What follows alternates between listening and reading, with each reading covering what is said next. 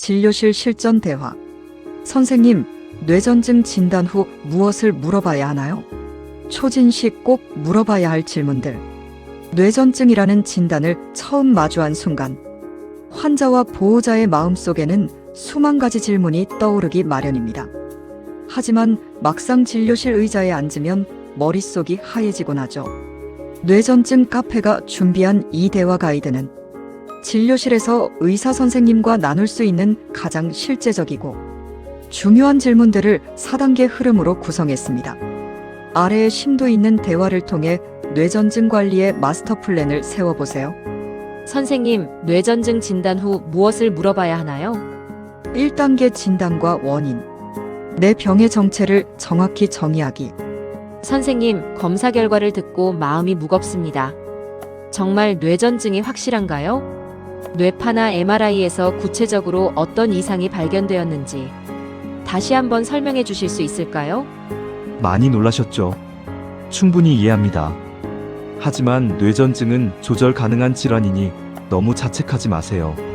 검사 결과를 보면 뇌파에서 비정상적인 전기 신호인 스파이크가 관찰되었습니다. MRI는 뇌의 구조적인 이상을 보는 것인데 환자분의 경우에는 이상 소견 유무를 확인했습니다. 그렇군요. 그럼 제가 겪는 발작은 어떤 종류인가요? 가장 중요한 질문입니다. 뇌의 특정 부위에서 시작되는 국소 발작인지 아니면 처음부터 뇌 전체가 반응하는 전신 발작인지를 구분해야 합니다. 이 유형에 따라 앞으로 사용할 약물의 종류가 완전히 달라지거든요. 환자분은 현재 유형으로 판단됩니다. 원인이 무엇인지도 궁금합니다. 혹시 유전인가요? 아니면 제가 임신 중에 혹은 평소 생활 습관에서 뭘 잘못해서 생긴 걸까요? 추가로 뇌전증증 후군 같은 정밀한 진단명이 따로 있는지도 궁금합니다. 원인은 매우 다양합니다. 뇌의 미세한 흉터나 구조적 문제일 수도 있고 현대의학으로도 원인을 알 수 없는 특발성인 경우도 많습니다. 유전적 요인이 전부인 경우는 드물고 결코 보호자나 환자의 잘못이 아니니 안심하세요. 증후군 여부는 향후 발달이나 예후를 보는 지표가 되므로 경과를 보며 추가 유전자 검사가 필요한지 의논해 봅시다. 2단계 약물 치료와 복용 수칙. 적응 과정과 돌발 상황 대처법. 이제 약물 치료를 시작해야 한다고 하셨는데 부작용이 가장 걱정됩니다. 약을 먹으면 많이 졸리거나 멍해진다고 하던데 정말인가요?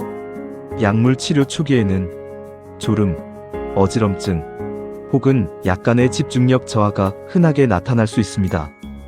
이건 우리 몸이 약 성분에 적응하는 과정이라 대부분 1주에서 2주 정도 지나면 서서히 좋아집니다. 처음부터 겁먹으실 필요는 없어요. 다행이네요. 그럼 지켜봐도 되는 부작용 말고 정말 위험해서 당장 약을 끊어야 하는 부작용은 어떤 건가요? 이 부분은 꼭 기억하셔야 합니다. 바로 피부 발진입니다. 항경련제 중 일부는 드물게 중증 피부 부작용을 일으킬 수 있어요. 만약 약을 복용하고 피부 가려움, 붉은 반점, 입술이나 눈점막의 물집, 혹은 이유 없는 고열이 동반된다면 그 즉시 약 복용을 중지하고 바로 병원에 연락하거나 응급실로 오셔야 합니다. 이건 절대 지체하면 안 되는 위험 신호입니다. 네, 피부 발진은 정말 주의 깊게 보겠습니다.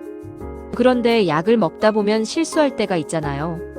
만약 약을 먹고 바로 토하면 다시 먹여야 하나요? 기준을 정해드릴게요. 약 복용 후 30분 이내에 토했다면 약이 충분히 흡수되지 않았을 가능성이 높으므로 똑같은 양을 다시 복용해야 합니다. 하지만 1시간이 지난 뒤에 토했다면 이미 어느 정도 흡수된 상태이니 다시 복용하지 말고 다음 복용 시간까지 기다리시면 됩니다. 만약 약을 먹는 시간 자체를 깜빡 잊었을 때는 어떻게 하죠? 생각난 즉시 복용하세요.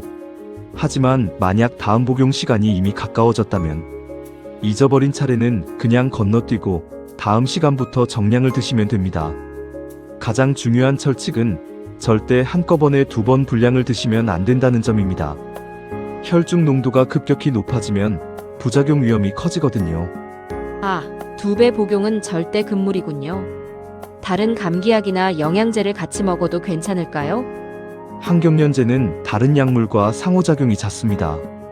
감기나 다른 질환으로 병원을 가실 때는 반드시 뇌전증 약을 복용 중임을 알리고 처방받으세요. 약물 농도 확인을 위해 주기적인 피검사가 필요할 수도 있습니다. 3단계 학교 및 일상생활. 안전하게 일상 유지하기. 학교 생활이나 운동은 평소처럼 해도 될까요? 체육 시간이나 수영 같은 게 신경 쓰입니다. 스마트폰을 오래 보는 것도 괜찮나요? 뇌전증이 있다고 해서 모든 일상을 포기할 필요는 없습니다. 대부분의 활동은 권장하지만 수영이나 목욕은 반드시 보호자가 옆에서 지켜보는 상황에서만 해야 합니다. 높은 곳에 올라가는 활동도 주의가 필요하고요. 게임이나 스마트폰은 광과민성 반응이 있는 경우가 아니라면 적당히 즐겨도 되지만 과도한 피로는 피해야 합니다. 피로가 발작에 큰 영향을 주나요? 네, 수면 부족은 발작을 유발하는 가장 큰 적입니다. 보약보다 중요한 것이 규칙적인 수면입니다. 아이가 충분히 자고 컨디션을 유지할 수 있도록 환경을 만들어주는 것이 최고의 치료법 중 하나입니다. 학교 선생님께는 어디까지 설명해 드려야 할까요? 아이가 낙인 찍힐까봐 걱정도 됩니다. 오히려 선생님이 알고 계셔야 아이가 더 안전합니다. 담임 선생님과 보건 선생님께 아이의 상태와 발작 시 대처법을 미리 공유하세요. 이런 상황에선 당황하지 말고 이렇게 도와달라고 구체적으로 요청하면 학교 측에서도 훨씬 잘 대처해 줄 겁니다. 아이가 심리적으로 위축되지 않게 격려하는 것도 잊지 마시고요. 4단계 응급상황 대처. 위기 시 올바른 행동 요령과 기록. 만약 제 눈앞에서 다시 발작을 하면 어떻게 대처해야 하죠?